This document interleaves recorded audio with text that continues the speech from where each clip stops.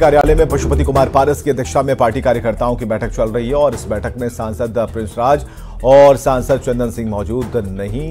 हालांकि पशुपति कुमार पारस अपने कार्यकर्ताओं से राय मशवरा कर रहे हैं। जानकारी दे रही है विनीता मिश्रा।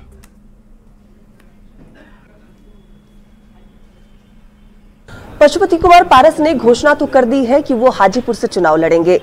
3 सांसदों को एकजुट करने की कोशिश भी कर रहे हैं।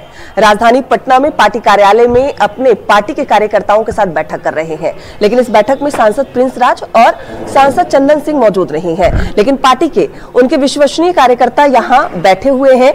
अंदर कई कार्यकर्ताओं के साथ वो बातचीत भी कर रहे हैं और इन कार्यकर्ताओं के साथ भी वो बातचीत करेंगे और बातचीत के बाद ही निर्णय लेंगे कि आखिर करना क्या है, एनडीए में रहना है या फिर महागठबंधन का रुख करना है। कई ऐसे कार्यकर्ता यहां आपको नजर आ रहे होंगे जो 20 साल से पार्टी में बने हुए हैं और वो क्या चाहते हैं, क्योंकि पार्टी कार्यकर्ताओं से बातचीत के बाद ही निर्णय होगा कि आखिर पशुपति कुमार पारस क्या करेंगे। हाजीपुर से चुनाव लड़ेंगे तो आखिर कैसे चुनाव लड़ेंगे।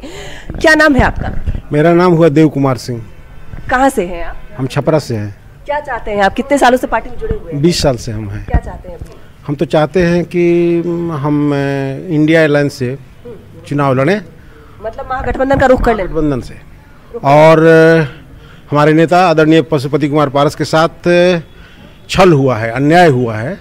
भारतीय जनता पार्टी के लोगों को, माननीय प्रधानमंत्री जी को, माननीय गृह मंत्री जी को इस तरह का नहीं करना चाहिए था। तो कार्यकर्ताओं का साफ तौर पे कहना है कि महागठबंधन का रुख करना चाहिए। क्या नाम है और कितने सालों से पार्टी से जुड़े? जी, हम 20 सालों से लगभग हैं। दिनेश कुमार पांडे मेरा नाम हुआ, हाजीपुर से हैं। क्या करना चाहिए? हाजीपुर से चुनाव लड़नी चाहिए तो स्वतंत्र या महागठबंधन के तहत? देखिए, हमारे नेता माननीय पशुपति कुमार पारस जी हैं, जो निर्णय लेंगे उसमें हम लोग मुरेठा बांध के साथ हैं। बिल्कुल। तो तमाम कार्यकर्ताओं की अपनी अपनी बातें हैं, लेकिन अपने नेता के साथ है। साफ तौर पे कहना है कि अगर महागठबंधन से वो गठबंधन करते हैं तो बेहतर है, अगर वो अकेले भी चुनाव लड़ते हैं तो वो भी बेहतर है। हालांकि बातचीत चल रही है। पशुपति कुमार पारस एक एक करके कार्यकर्ताओं से बात कर रहे हैं और साफ करने की कोशिश कर रहे हैं कि आखिर फाइनल निर्णय क्या लिया जाए, कैसे वो हाजीपुर से चुनाव लड़े। विनीता मिश्रा, न्यूज़ 18 पटना।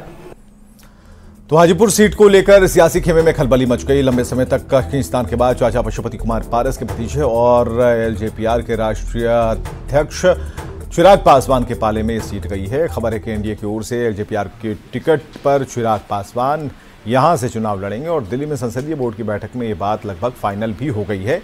दूसरी तरफ चाचा पशुपति कुमार पारस ने भी यहां से ताल ठोक दी है। ऐसे में हाजीपुर में मुकाबला बड़ा दिलचस्प होने जा रहा है। हाजीपुर के लोगों की राय क्या है और हाजीपुर के मतदाता आखिर किसे मानते हैं? रामविलास पासवान का असली उत्तराधिकारी। लोगों से बात की प्रफुल्ल कुमार ने। देखिए, ये एक चाय का दुकान है और ये हाजीपुर का एक मोहल्ला है। आप देख सकते हैं कि यहाँ पे लोग जो हैं वो आते हैं। माना जाता है बिहार में कि बिहार के हर घर में राजनीति करने वाले लोग होते हैं, राजनीति पर अच्छी समझ और पकड़ रखते हैं।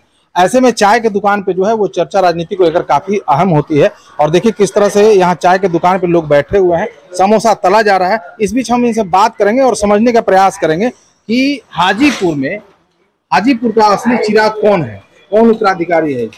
इस तो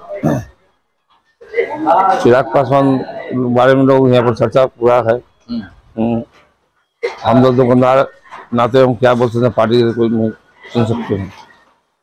चाचा भी यहाँ से सांसद रहे हैं, उनका भी है, लेकिन ज्यादा यहाँ समझिए कि ज्यादा चिराग पासवान का। चिराग पासवान हाजीपुर का असली चिराग कौन है?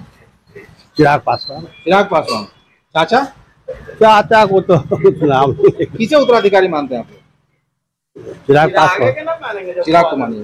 देखिए यहाँ पे और भी लोग हैं। क्या आप सोचते हैं इस सीट पर जब दोनों की दावेदारी हो गई है, मुकाबला कैसा रहेगा और क्या कुछ? चिराग पासवान बहुत वोट से जीत जाएंगे, बहुत वोट से। क्यों? और बहुत यहाँ के विकास के लिए नवयुवक है। और चाचा जी तो चौचे जी रह गए, यहाँ कोई काम नहीं किए 5 साल में, कुछ नहीं, ताकने भी नहीं आते यहाँ। काम तो चिराग भी नहीं किए, उनके पिताजी किए। पिताजी तो किए थे ना उनके। लेकिन चिराग जी में जो यूनिटी है काम करने का, तो एक बार मौका देंगे तब ना काम करेंगे। अच्छा। और नहीं दीजिएगा तो कौन काम करेगा? चिराग जी करेंगे काम यहाँ से। हाँ, काम करेंगे पूरा। अधिकारी आप किसे मानते? बहुमत से जीतेंगे कि रामविलास जी वाला कहीं इतिहास में दोहरा दे। अच्छे हैं, उम्मीद है इनसे यहाँ के लोगों का। अच्छा, कितने चिराग मानते हैं? वो तो समय ही बताएगा। हाँ, देखना जाएगा क्या कुछ करते हैं। मतलब रामविलास जो काम किए उसका फल जो है यहाँ पे उनको। और बड़ी खबर आ रही है इस वक्त की, शिक्षक बहाली परीक्षा रद्द हो गई है। 15 मार्च को बहाली परीक्षा हुई थी जिसे रद्द किया गया है। दोनों पालियों की परीक्षा रद्द कर दी गई है। बीपीएससी ने परीक्षा रद्द कर दी और जल्द ही नई तारीखों का ऐलान होगा। तो बड़ी खबर इस वक्त की, शिक्षक बहाली परीक्षा के बारे में जिसे रद्द किया गया है, बीपीएससी ने इसे रद्द किया है। दोनों ही पालियों की परीक्षा को रद्द कर दिया गया। 15 मार्च को ये बहाली परीक्षा हुई थी जिसे रद्द किया गया है और जल्द ही नई तारीखों का ऐलान होगा। परीक्षा का पेपर लीक हो गया था इस वजह से। और रजनीश हमारे साथ फोन लाइन पर है ज्यादा जानकारी के साथ। रजनीश, जानकारी दें।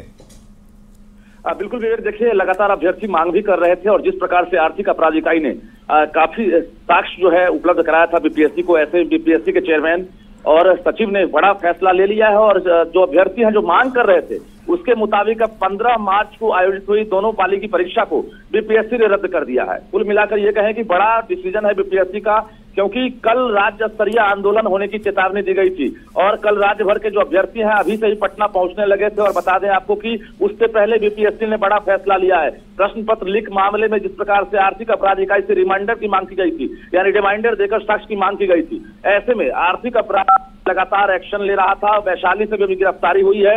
उसके साथ साथ जो पत्राचार किए गए थे उसमें इलेक्ट्रॉनिक डिवाइसेस के जरिए कई उपकरण जो है बरामद किए गए। उसके साथ साथ जो आर्थिक अपराध इकाई के रडार पर है बीपीएससी के कर्मचारी और उसके साथ साथ कई जिले के अधिकारी भी थे। ऐसे में 300 से ज्यादा गिरफ्तारी के बाद बीपीएससी को आखिरकार ये फैसला लेना पड़ा है और दोनों पाली की परीक्षा को फिलहाल रद्द कर दिया गया है और जो नई तिथि है उसकी घोषणा बाद में होगी। हालांकि ये माना जा रहा है कि अब बीपीएससी जांच में सहयोग करेगा, क्योंकि जिस प्रकार से आर्थिक अपराध इकाई शुरू से ही कह रहा है कि प्रश्न पत्र लीक हुआ है और परीक्षा से पूर्व जो सॉल्वर गैंग है वो पटना से लेकर हजारीबाग तक जाल बिछा दिए थे, जिसके बाद हजारीबाग और पटना की पुलिस ने यानी साइबर सेल ने गिरफ्तारी की दबिश बढ़ाई और लगातार जांच जारी है। ऐसे में जो भी शिक्षा माफिया है, जो बड़ी मछली है, वहां तक पहुंचने के लिए बीपीएससी का सहयोग लिया जाएगा। इसको लेकर बीपीएससी ने खुद बड़ा एक्शन लिया है और दोनों पाली की परीक्षा को रद्द कर दिया है। विवेक, बिल्कुल रजनीश, और साक्ष्य बीपीएससी की तरफ से मांगे गए थे, ऐसे कौन से साक्ष्य? हालांकि ये जरूर कहा जा रहा था कि इलेक्ट्रॉनिक डिवाइसेस और ये सारी चीजों का इसमें प्रयोग किया गया था। तो क्या जो क्राइम ब्रांच थी, क्या उन्होंने जो साक्ष्य उपलब्ध कराए थे? बीपीएससी कैसे आखिर इतनी आसानी से माना कि नहीं इस परीक्षा को रद्द होना चाहिए अगली तारीख जब भी हो? देखिए, आर्थिक अपराध इकाई का कहना है कि परीक्षा शुरू होने से पहले जो संगठित गिरोह है, जो सॉल्वर गैंग है, उसके पास प्रश्न पत्र पहुंच चुका था और जिसकी पुष्टि आर्थिक अपराध इकाई ने छापेमारी के बाद कर दी, गिरफ्तारी के बाद कर दी। यानी जो सॉल्वर गैंग के सदस्य हैं, जिसमें अभ्यर्थी भी शामिल है और गिरोह के सरगना भी है, उनकी जब गिरफ्तारी हुई है उन्होंने एक तरह से समझिए कि अब एविडेंस भी दे दिया है और उसके साथ साथ कॉन्फेस भी किया है पुलिस के पूछताछ में। तो अब बीपीएससी के पास फिलहाल कोई रास्ता नहीं था, क्योंकि कल राज्य स्तरीय आंदोलन होना है और उसके साथ साथ जो अभ्यर्थी हैं वो पटना की तरफ कूच करने लगे हैं। बीपीएससी ने बड़ा एक्शन लिया, दोनों पाली की परीक्षा जो है फिलहाल रद्द कर दी गई है और अभी बीपीएससी ने इसकी सूचना दे दी है और पत्राचार करके आर्थिक अपराध इकाई को भी जानकारी दे दी है। जी, कितनी जल्दी ये परीक्षा हो सकती है? कोई संभावना होली के बाद इसकी तारीख हो सकती है? कितने दिन का वक्त लगेगा एक पूरे पैकेज को तैयार करने में? देखिए, ये जरूर है कि जो टारगेट रखा गया था, चूंकि लोकसभा चुनाव है और जो विज्ञापन जारी करने का टारगेट था वो मार्च महीने था और परीक्षा की तिथि की घोषणा कर दी गई थी।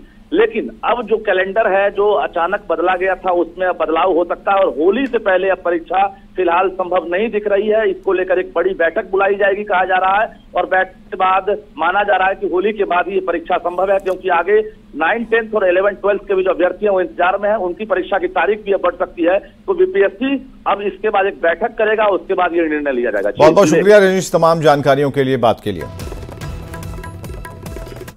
और खबरें लगातार जारी हैं, बने रहिए हमारे